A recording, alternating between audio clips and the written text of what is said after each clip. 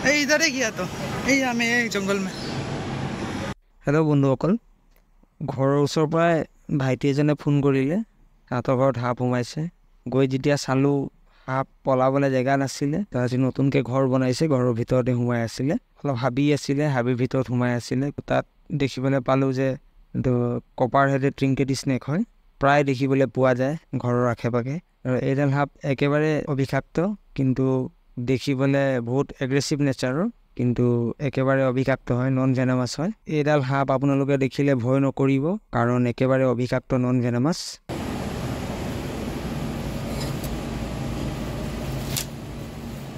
দেখিবলৈ পাইছে ভিডিঅ'ত, আপোনালোকে ভালকৈ চিনাক্ত কৰি লওক। এইডাল সাপ একেবাৰে অবিষাক্ত হয়, কপাৰ হেড ট্ৰিংকেট স্নেক, আৰু অসমীয়াত ধুন্দুলি গোম বুলি কয়, ধুন্দুলি ফেটি বুলিও কয়। ফেটি নিচিনা ফেট মেলে বুলি ফেটি বুলি কয়, কিন্তু একচুৱেলি ধুন্দুলি গোম হয়।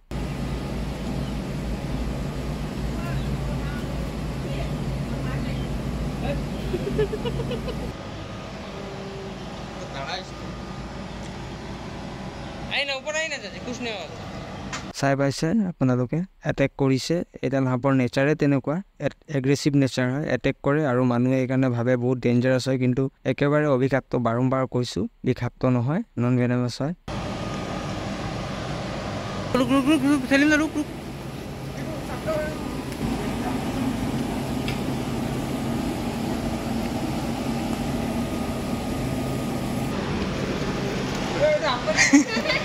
এতিয়া সাপডালক আমি বাহিৰত ওলাই লৈ আহিলোঁ।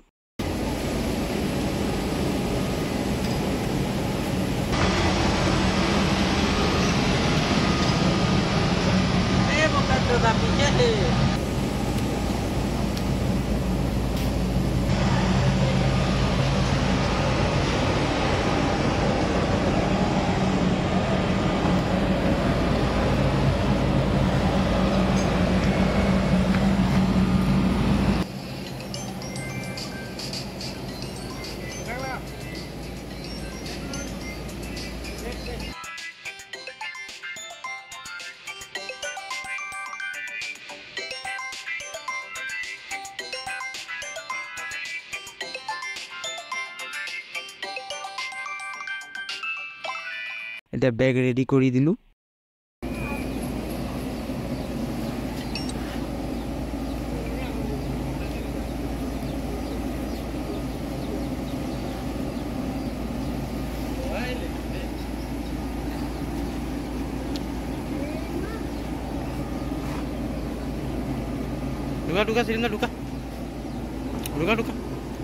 বেগত ধুনীয়াকৈ ভৰাই দিম।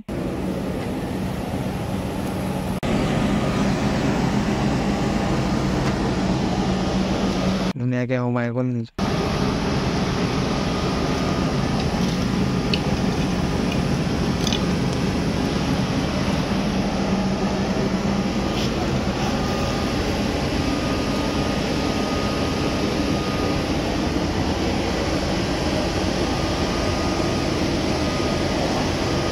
যোনটো সাপ আমি ধৰিছিলোঁ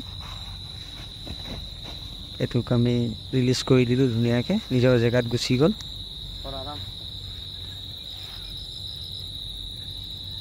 বন্ধুসকল, আপোনালোকে আমাৰ ভিডিঅ' চাই থাকি ভাল লাগে যদি লাইক, কমেণ্ট আৰু ছাবস্ক্ৰাইব কৰিব, শ্বেয়াৰ কৰিব। ধন্যবাদ।